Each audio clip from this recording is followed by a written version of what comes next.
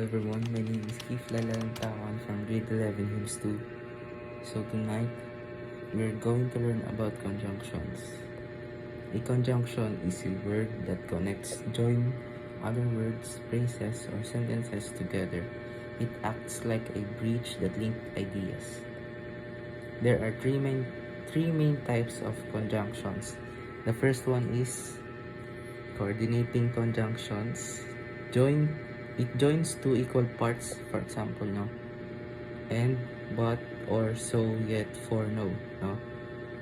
Number 3, subordinating conjunctions. It connects a main idea to a supporting idea. For example, because, although, if, when, and, lastly, since, no? Number 3, correlative conjunctions. Work in pairs. For example, no? Either or neither, nor both, and not only but also, no? May example na dito yung nanda. I like apples and bananas. The conjunction here is and. Kasi ito yung nagko-connect sa dalawang bagay. Ito yung apple tsaka bananas. Ayun lang. Sana gets nyo.